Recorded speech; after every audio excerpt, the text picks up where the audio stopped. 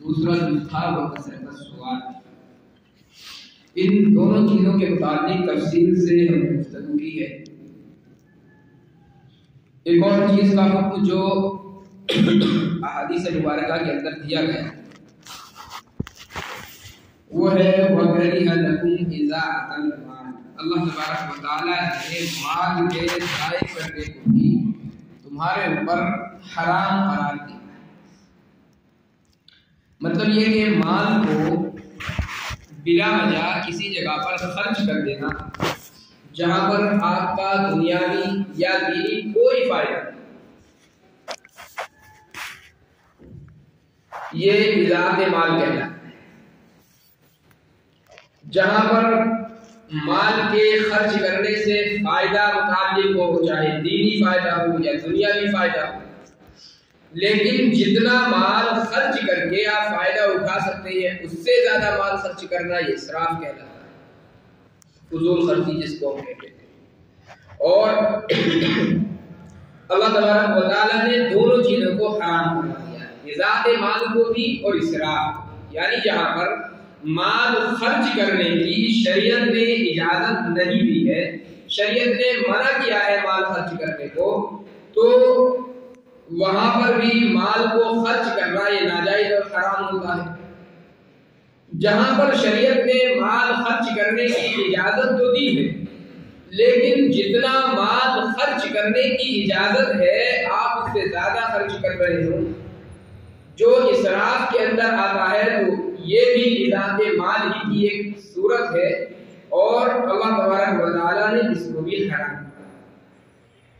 یہ دونوں چیزیں، چونکہ مال جو ہے یہ بھی اللہ تبارک و تعالیٰ کی ایک نعمت ہے، ہم اس کے مالک نہیں ہیں۔ اللہ نے دنیا میں جو بھی چیزیں ہمیں عنایت فرمائی ہیں وہ ساری کی ساری امانت ہے۔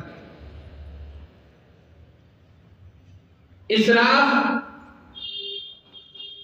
کہیں پر بھی اللہ تبارک و تعالیٰ کی نظروں میں، آقا علیہ السلام کی نظروں میں کوئی اچھی چیز نہیں، حتیٰ کہ اسراف کے تعلق سے نبی علیہ السلام نے یہاں تک ارشاد فرمایا کہ اگر آپ دریا پر وضو کر رہے ہیں بیٹھ کر، جبکہ ہم جانتے ہیں کہ دریا کا پانی دریا کے اندر جا رہا، لیکن آقا علیہ السلام کی احادیث کی آپ خوبصورتی دیکھیں، اسلام کے احکامات کی خوبصورتی دیکھیں، آقا علیہ السلام نے فرمایا دریا پر بیٹھ کر کے آپ وضو کر رہے ہوں اور وہاں پر پانی ضرورت سے زیادہ خرچ کرے تو یہ بھی اسراف۔ حالانکہ آپ دریا پر بیٹھے ہوئے ہیں، پانی بہہ رہا ہے، اور جتنا پانی آپ استعمال کر رہے ہیں وہ پانی لوٹ کر کے دریا کے اندر ہی جا رہا، لیکن نبی علیہ السلام نے یہاں پر بھی کس اہتمام کے ساتھ بیان فرمایا کہ یہ بھی فضول خرچی کے اندر داخل۔ 3 مرتبہ آپ کو پیر دھونے سے معلوم ہوا کہ دریا چل رہا ہے، چلو جی 5 مرتبہ دھو لیں، 6 مرتبہ دھو لیں، اور منہ دھو رہے تو منہ ہی دھوتے رہ گئے جو کہ سامنے پانی ہے۔ آقا نے فرمایا یہ بھی فضول خرچی، اور کل قیامت کے دن اللہ تبارک و تعالیٰ دیگر چیزوں کا جیسے حساب لے گا اس کا بھی حساب کیا جائے۔ تو اسراف، فضول خرچی، مال کا ضائع کرنا، یہ اسلام کے اندر کہیں سے کہیں تک بھی پسندیدہ نہیں ہے۔ ہر جگہ پر، چاہے آپ دین کے معاملے میں ہو چاہے دنیا کے معاملے میں ہو، ہر جگہ پر مال کا ضائع کرنا یہ نقصان سے خالی ہے۔ ہاں، جہاں پر اللہ تبارک و تعالیٰ نے مال کو خرچ کرنے کی اجازت دی ہے تو خوب خرچ کرے گا، وہاں پر بخل کرنا اور مال کو خرچ کرنے سے بچنا، اپنی جیبوں کی طرف دیکھنا، پھر یہ بھی شریعت میں پسندیدہ نہیں۔ شریعت نے اگر کہیں پر حکم دے دیا کہ فلاں جگہ پر مال خرچ کرنا ہے تو اب آپ اپنی جیبوں کو بالکل نہ دیکھیں، اب آپ بینک بیلنس نہ دیکھیں کہ کم ہو جائے گا۔ اللہ نے حکم دیا، آقا علیہ السلام کا اگر کہیں پر حکم ہے خرچ کرنے کا تو پھر بے دریغ وہاں پر خرچ کرنا چاہیے۔ ہم حضرات صحابہ اکرام رضی اللہ عنہ اجمعین کی زندگیوں کو اٹھا کر کے دیکھیں، اللہ نے کیسے دین کے احکامات ان کی زندگیوں کے اندر اتارے. آقا علیہ السلام کے پاس میں ایک صحابی آ گئے. اللہ کے رسول مجھے کچھ ضرورت ہے, کچھ عنایت فرما دیجیے. اللہ کے رسول علیہ السلام کا ایک طریقہ کار ہوتا تھا, جب کوئی سائل آپ سے مانگنے آتا, جب کوئی سوال کرنے والا آپ کے سامنے دستے سوال دراز کرتا, تو نبی علیہ السلام کے پاس اگر اس وقت کوئی چیز موجود ہوتی تو فوراً عنایت فرما دیا کرتے تھے, یا اگر آپ کے پاس میں کوئی چیز موجود نہیں تو پھر دو طریقہ کار نبی علیہ السلام کے تھے. یا تو آپ وعدہ فرما لیتے, فلاں وقت آ جانا, میرے پاس کوئی چیز صدقے کی آئے گی, کہیں سے ہدیہ کوئی چیز آئے گی تو تمہیں پیش کر دی جائے گی. یا اگر آقا علیہ السلام کسی صحابی کے متعلق آپ کو یہ معلوم ہوتا کہ فلاں آدمی کے پاس میں گنجائش ہے اور وہ دے سکتا ہے, تو آپ سائل کو فوراً اس کے در پر دے دیا کرتے. بہرحال سائل آیا, آقا علیہ السلام کے سامنے سوال کیا. اللہ کے رسول جانتے تھے حضرت عثمان غنی رضی اللہ تعالیٰ عنہ بڑے مالدار آدمی ہیں, روپیے پیسے کی کوئی کمی نہیں ہوتی.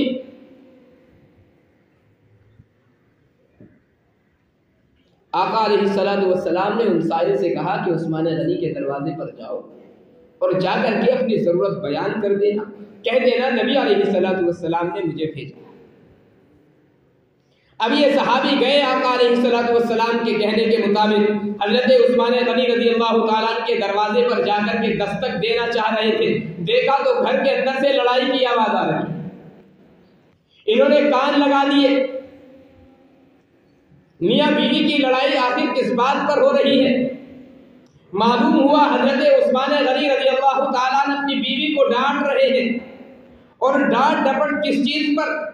پرانے زمانے میں چراغ جلا کرتے تھے, ان کے اندر وہ بتیاں لگائی جاتی تھی روئی کی یا کپڑے کی بنا کر کے, تو بتی جتنی زیادہ موٹی ہوتی, جتنی زیادہ اوپر کو نکالی جاتی, اتنا زیادہ تیل خرچ ہوتا تھا, اور جتنی باریک ہوتی اتنا زیادہ تیل کم خرچ ہوتا.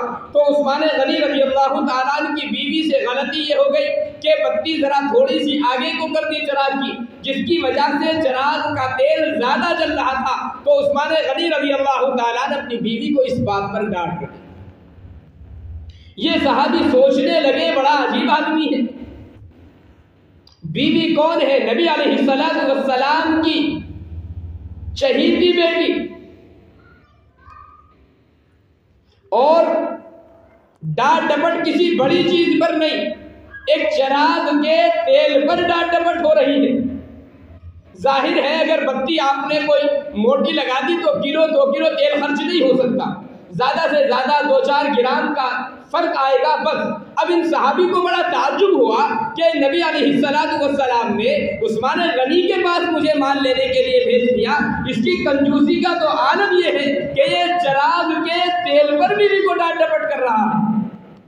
اب انہوں نے عثمان غنی رضی اللہ تعالیٰ عنہ کا دروازہ نہیں کھٹکھٹایا, خاموشی کے ساتھ واپس چلے.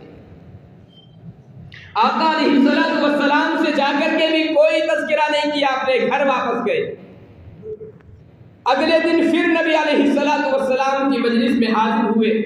آقا علیہ السلام نے دریافت کیا کیا عثمان غنی کے پاس گئے تھے؟ فرمایا ہاں اللہ کے رسول, میں عثمان غنی کے دروازے پر گیا تو تھا. کیا تمہارا سوال پورا کیا؟ تم کو جس چیز کی ضرورت تھی کیا انہوں نے ضرورت پوری کی؟ فرمایا اللہ کے رسول میں نے ضرورت کا سوال ہی نہیں کیا, معلوم کیا کیا وجہ ہوئی, کیا ضرورت کہیں اور سے پوری ہو گئی, کیا تمہیں اب ضرورت باقی نہیں رہی؟ نہیں یا رسول اللہ, ضرورت تو باقی تھی, میں اب بھی محتاج ہوں, لیکن آپ کے کہنے کے مطابق جب میں عثمان غنی کے دروازے پر پہنچا اور عثمان غنی کے دروازے کو جب میں نے دستک دینا چاہی تو میں نے دیکھا کہ آپس میں دونوں کا جھگڑا ہو رہا ہے. میں نے کان لگا دیے, کس بات پر جھگڑا ہو رہا؟ میں نے دیکھا کہ چراغ کے ذرا سے تیل پر دونوں کا جھگڑا ہو رہا. اللہ کے رسول آپ بتلائے, جو بندہ چراغ کے تیل پر بیوی کو ڈانٹ ڈپٹ کر سکتا ہو وہ کیا مجھے مال عطا کر سکتا ہے؟ میں نے یہ سوچا اور سوچ کر کے بس اپنے گھر واپس آ گیا. اللہ کے رسول نے فرمایا تم نے غلطی, جاؤ دوبارہ عثمان غنی کے دروازے پر جاؤ اور اپنی جو بھی ضرورت ہے عثمان غنی کے سامنے جا کر کے پیش کرو. یہ صحابی دوبارہ حضرت عثمان غنی رضی اللہ تعالیٰ عنہ کے دروازے پر گئے. اب چونکہ آقا علیہ الصلوۃ والسلام نے دوبارہ بھیجا ہے، جا کر کے دروازہ کھٹکھٹایا، رات کا وقت ہے. عثمان غنی رضی اللہ تعالیٰ عنہ نے دروازہ کھولا. بھائی کون ضرورت مند ہے جو رات کے وقت میں آ گیا؟ اللہ کے رسول علیہ الصلوۃ والسلام کا کوئی قاصد تو نہیں، چونکہ عام طور پر صحابہ کرام کے یہاں یہ معلوم تھا کہ آقا علیہ الصلوۃ والسلام کسی بھی وقت میں کسی بھی سائل کو ضرورت کے مطابق دروازوں پر بھیج دیتے ہیں. عثمان غنی رضی اللہ تعالیٰ نے دروازہ کھولا، سامنے صحابی موجود ہیں، معلوم کیا کس غرض سے آئے ہو، اپنی ضرورت کو بتلایا. اللہ کے رسول علیہ الصلوۃ والسلام نے بھیجا ہے اور مجھے اتنے پیسوں کی ضرورت ہے. جتنے پیسے انہوں نے مانگے عثمان غنی رضی اللہ تعالیٰ نے اس سے کہیں زیادہ پیسے لا کر کے ان کے ہاتھ پر.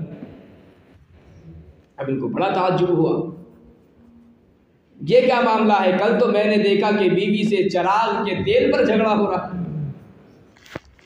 اور آج عطا اور بخشش کا عالم یہ ہے کہ میں 100 روپے کا سوال کر رہا ہوں تو 200 روپے میرے ہاتھ پر رکھے جا رہے ہیں.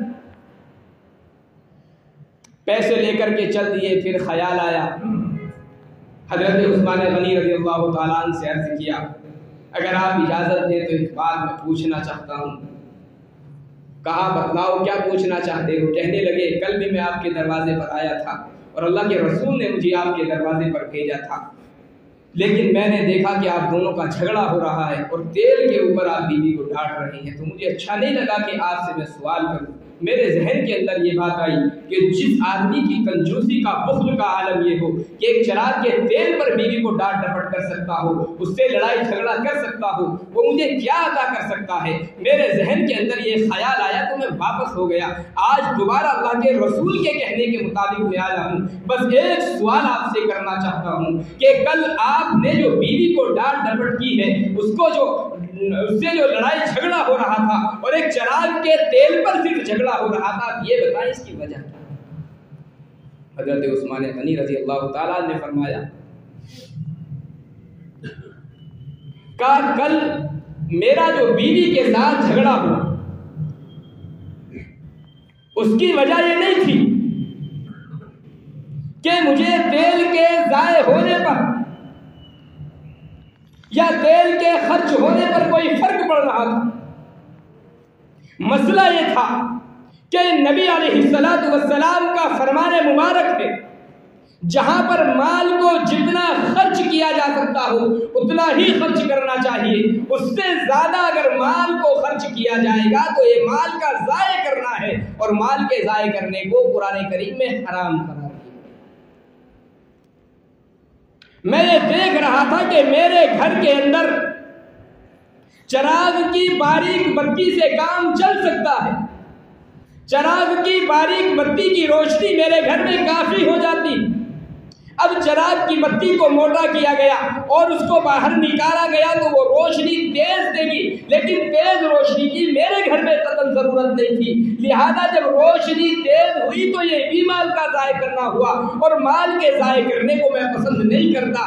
آج تمہیں پیسے دینے کی وجہ یہ ہے کہ تم کو بھیجا کس نے ہے؟ آقا مکی و مدنی محمد عربی صلی اللہ علیہ وسلم نے بھیجا ہے. فرمایا کہ اب 100 نہیں، تمہارے سوال سے 1 لاکھ گنا بڑھ کر بھی میں تمہیں عطا کر دوں تو یہ مال کا ضائع کرنا نہیں ہوگا. اس لیے کہ یہاں پر تو اللہ کے رسول نے حکم دیا ہے مال کو خرچ کرنے کا. میرے بھائیو، یہ صحابہ کرام کا اپنا ایک نظریہ ہوتا کہ جہاں پر مال کو خرچ کرنے کی اللہ کے رسول نے اجازت نہیں دی وہاں پر مال کو خرچ نہیں کرنا، اور جہاں پر اللہ کے رسول نے حکم دے دیا اب وہاں پر اپنی جیبوں کو نہیں ٹٹولنا، اپنا بینک بیلنس نہیں دیکھنا ہے کہ کتنا ہمارے پاس. غزوہ تبوک کے موقع پر آقا علیہ الصلوۃ والسلام نے جب مال کو جمع کرنے کا حکم فرمایا، تمام صحابہ کرام رضی اللہ عنہم اجمعین اپنی اپنی وسعت کے مطابق پیسہ لے کر کے آ رہی تھی. حضرت عمر رضی اللہ تعالیٰ عنہ اپنے گھر کا آدھا مال لے کر کے اللہ کے رسول کی خدمت میں آ گئے. حضرت عمر کے ذہن میں یہ بات ہے، خود فرماتے ہیں کہ جب میں اپنا مال آدھا لے کر کے آ رہا تھا، گھر کی کوئی چیز ایسی نہیں تھی جو میں نے 2 حصوں میں تقسیم نہ کر دی ہو. اور پورا آدھا مال اللہ کے رسول کی خدمت میں لے کر آ رہا تھا۔ ذہن میں ایک بات تھی، میں آج تک حضرت ابوبکر صدیق سے نیکیوں میں بڑھا نہیں ہوں، ہر جگہ پر میری نیکی ابوبکر صدیق سے کم رہ جاتی ہے، آج تو میں اپنے گھر کا آدھا مال لے کر کے آ گیا، اللہ کے رسول کے کہنے کے مطابق آج مجھے امید ہے کہ میں حضرت ابوبکر صدیق سے نیکیوں میں بڑھ جاؤں۔